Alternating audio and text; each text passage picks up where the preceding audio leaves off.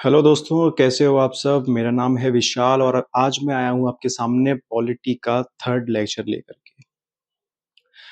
अभी तक हमने देखा कि कैसे चैप्टर 1 में हमने संविधान के निर्माण के बारे में चर्चा करी, संविधान की किताब के ऊपर चर्चा करी, उससे संबंधित कुछ फैक्ट्स देखे, संविधान सभा से संबंधित कुछ फैक्ट्स देखे। अब हम देखने जा रहे हैं अपना नेक्स्ट टॉपिक। जब हम संविधान को देख लिया हमने, अब जैसे ही हम उसको खोलते हैं तो सबसे पहली चीज जो हमें देखने को मिलती है वो है प्रियम्बल, संविधान का प्रियम्बल।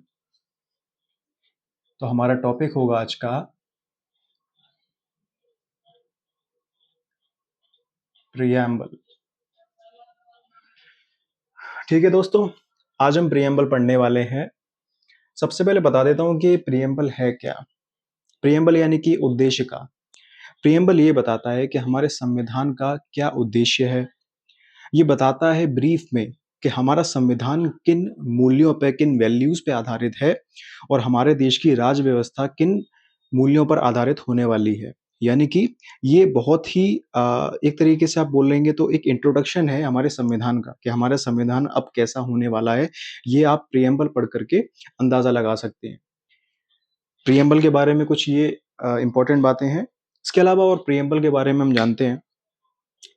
अब मैंने आपको बताया कि आप संविधान खोलेंगे, आपको सबसे पहली चीज प्रियम्बल देखने को मिलेगी, जिसकी शुरुआत कुछ इस तरह तरीके से होती है कि we the people of India, यानी कि भारत के लोग, हम भारत के लोग, क्योंकि संविधान भारत के लोगों ने ही बनाया था अपने रिप्रेजेंटेटिव्स के माध्यम से। तो हम भारत के लोग खुद को ये संविधान देते हैं जिसके अंदर ये मूल्य होंगे। वो प्रियम्बल है, यानी कि it is the introduction to the constitution. ठीक, तो आप लिख सकते हैं it is the introduction to the constitution. Fair enough.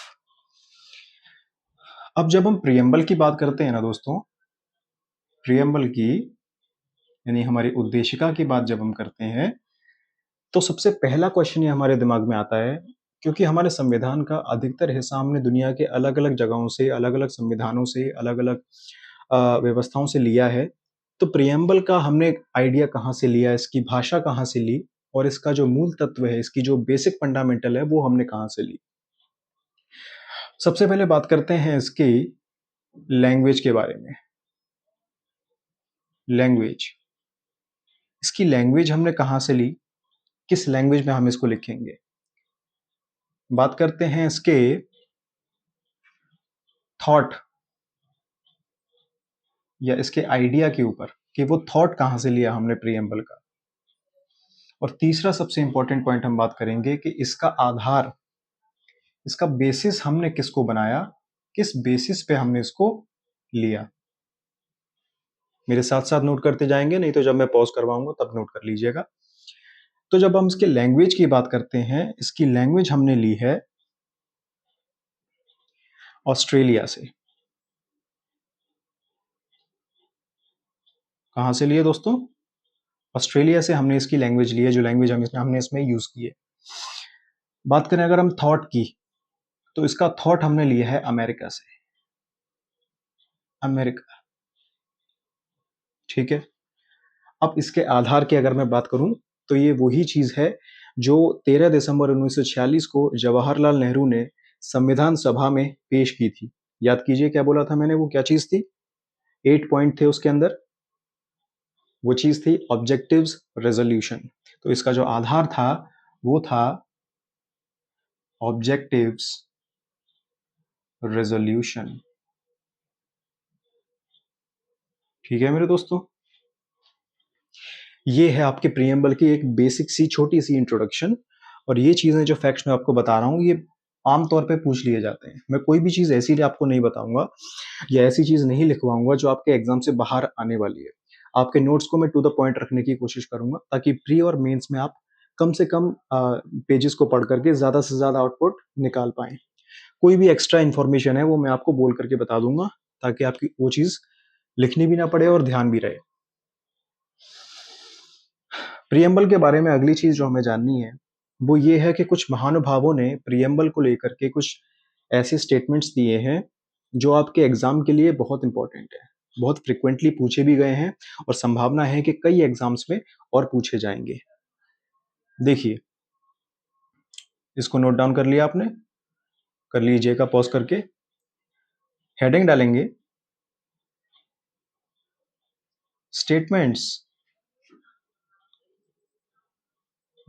Regarding the preamble, some important statements regarding the preamble। preamble के संदर्भ में जो important statements की बात मैं करता हूं आपसे, सबसे पहला स्टेटमेंट है, जनरली इसको preamble को ना लिख लीजिएगा, सोल ऑफ द कॉन्स्टिट्यूशन भी बोल दिया जाता है, संविधान की आत्मा।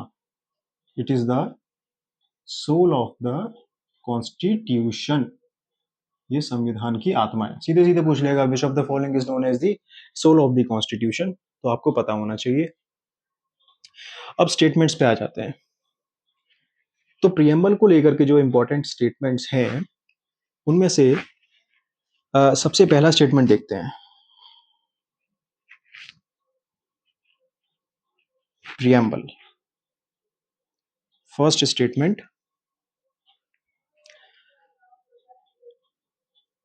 It is the soul of the constitution. दूसरा statement, it is the political horoscope of the constitution. और तीसरा statement, it is the identity card of the constitution. समझिएगा। तो हेड जो कीवर्ड्स हैं उसमें वो क्या है? Soul, political horoscope, identity card. अब ये किस किसने बोले, ये भी आपके एमसीक्यूज में पूछा जाता है। तो प्रियम्बल की जब हम बात करते हैं, it is the soul of the constitution, ये किसने बोला? ये बोला ठाकुरदास भार्गव जी ने।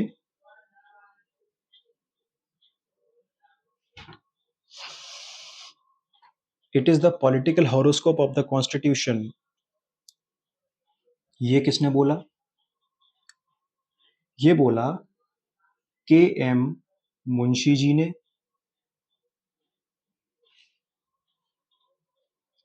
K M Munshi, political horoscope, Thakurdas Bhargava, soul of the constitution.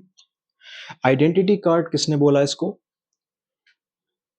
N A पालकी वाला, एन ए पालकी वाला जी ने इसको identity card of the constitution बोला। पॉइंट को नोट डाउन कीजिए, पॉज करके नोट डाउन कीजिए।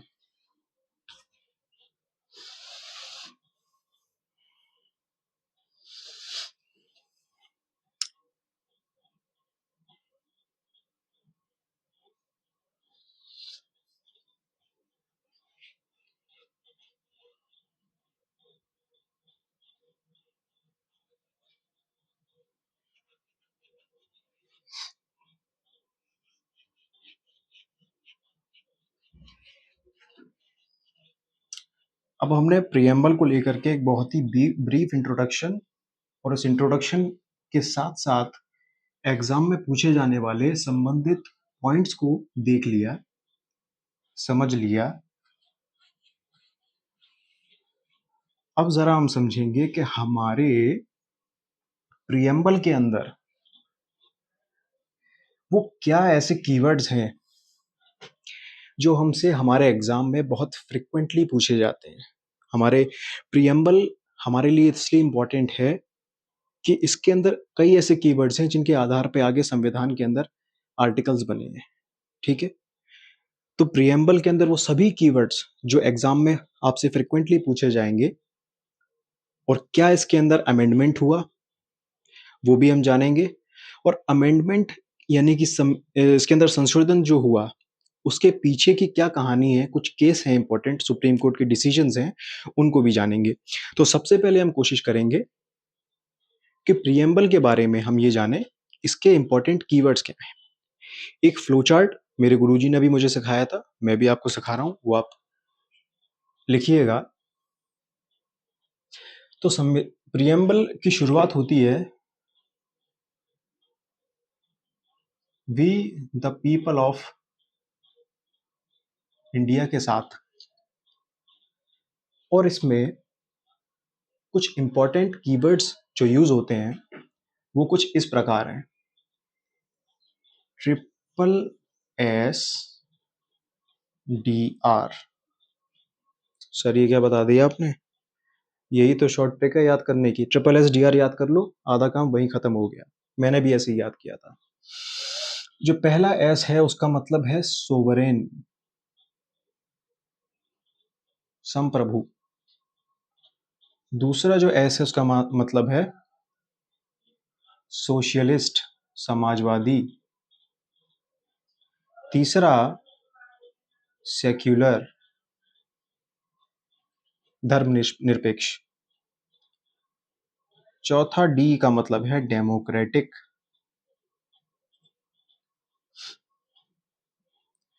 और आर का मतलब है रिपब्लिक। ठीक है, SSSDR, ये कीवर्ड्स हैं। और इन कीवर्ड्स के माध्यम से अचीव क्या किया जा रहा है हमें अपने देश में, हम क्या अचीव करना चाहते हैं इन सभी कीवर्ड से? तो हमारा प्रिएम्बल कहता है they will lead to JLE।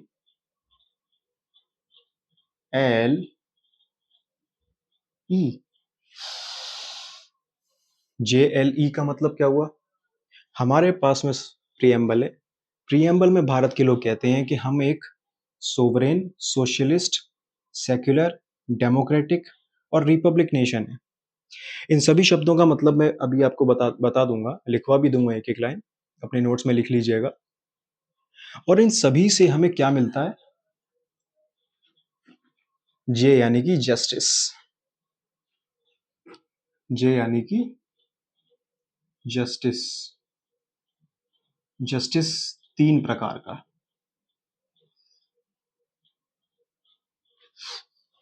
Justice तीन प्रकार का।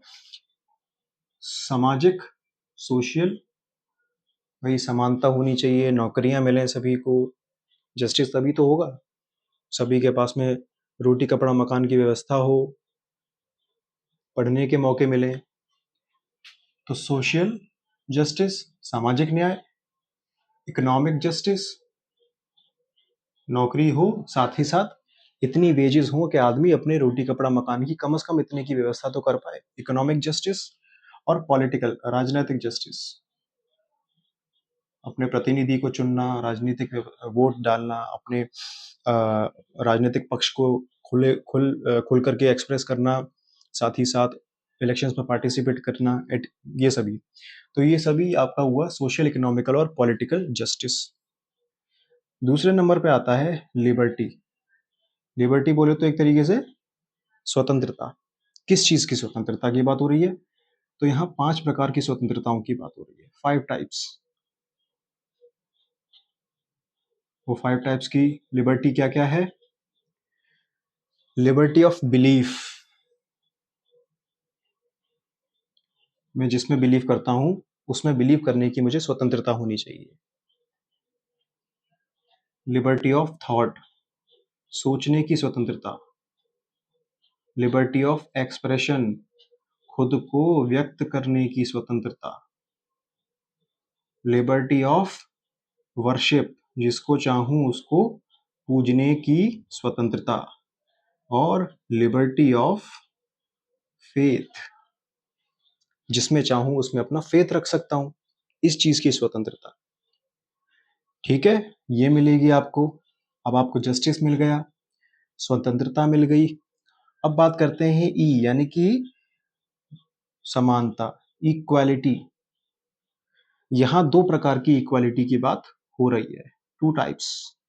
पहला इक्वालिटी ऑफ स्टेटस, समान स्टेटस, सभी का एक समान स्टेटस होगा, ऊंच नीच की भावना इससे कम होगी। और अवसरों की equal equal opportunity, equal opportunities, सभी को समान अवसर मिले। ठीक है, इसको आप चार्ट को नोट डाउन कीजिए, पॉज करके मैं फिर इसको मिटाता हूं।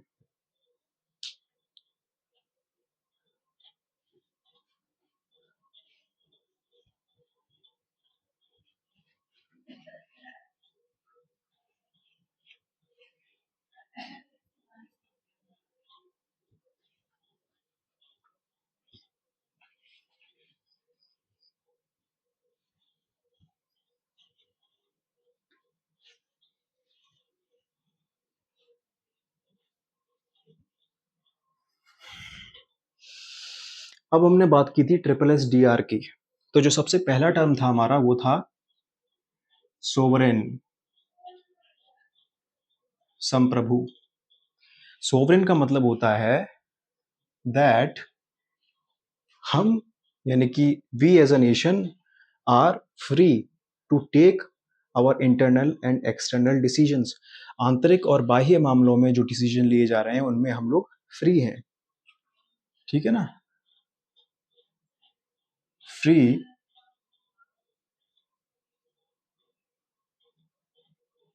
To take decisions in internal और एक्सटर्नल अफेयर्स।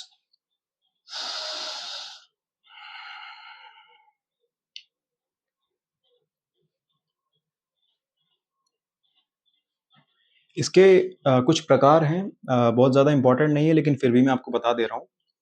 इसके 5 प्रकार हैं, 5 टाइप्स। किसके? सोवरेंटी के।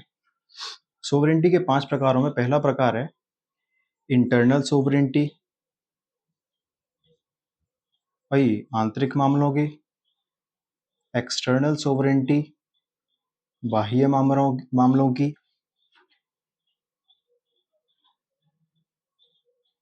लीगल सोवरेंटी, कानून संबंधी मामलों की।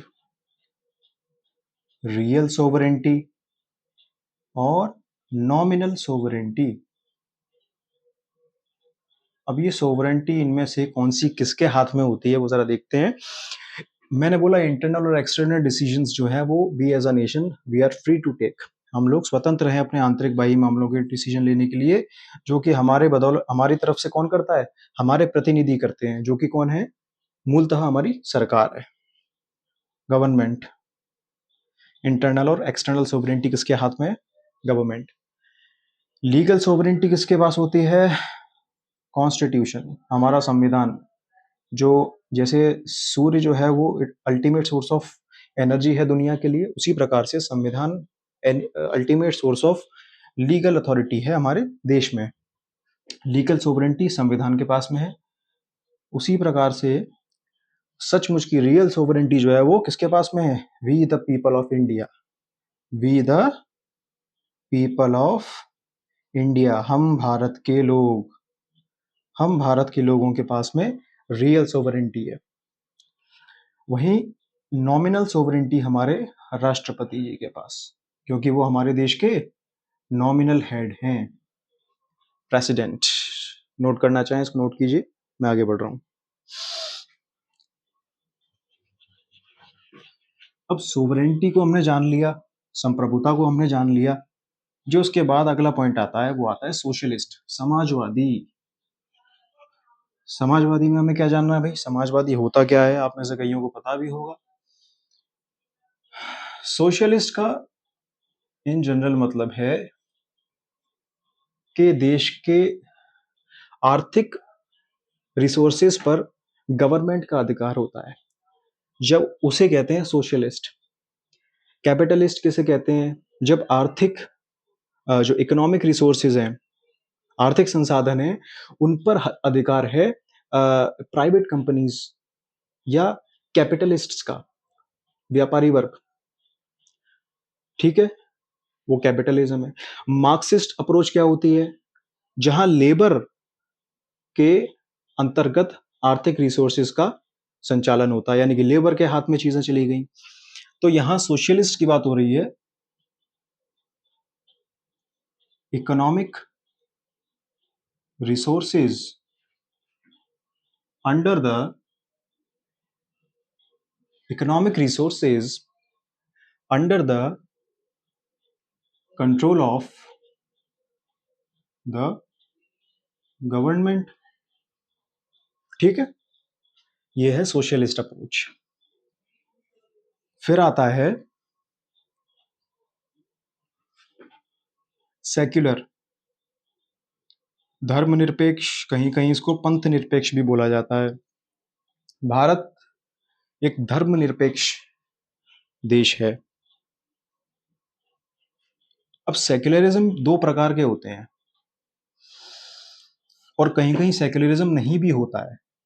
देखिएगा, नो सेक्युलरिज्म, सेक्युलरिज्म यानी कि धर्मनिरपेक्षता कहाँ नहीं है, कई ऐसे कंट्रीज हैं। फॉर एग्जाम्पल पाकिस्तान हो गया, सऊदी अरेबिया हो गया, जहां धर्म आधारित राजनीति होती है, यानी कि religion based governance, religion based governance, यहां सेक्युलरिज्म नहीं है, निरपेक्षता नहीं है। लेकिन जब हम सेक्युलरिज्म की बात करते हैं या सेक्युलर कंट्री की बात करते हैं, तो there are two types of secularism. एक है वेस्टर्न, पश्चिमी, वेस्टर्न सेक्युलरिज्म। पश्चिमी सेक्युलरिज्म जो है वो ये कहता है, जो पश्चिमी कंट्रीज हैं, यूरोप है, अमेरिकन कंट्रीज हैं, उसमें क्या चलता है कि भाई सरकारी कामकाज में, यानी कि राज्य के लिए धर्म राज्य के मामलों में एग्जिस्ट नहीं करता, ये धर्म को लेते ही नहीं है राज्य के मामलों में। No involvement of religion, got my point. वहीं एक है आपका इंडियन सेक्युलरिज्म, इंडियन सेक्युलरिज्म, जहां हम सभी धर्मों को लेते हैं समान भाव के साथ, equal respect to all the religions. ठीक है ना, equal respect to all religions,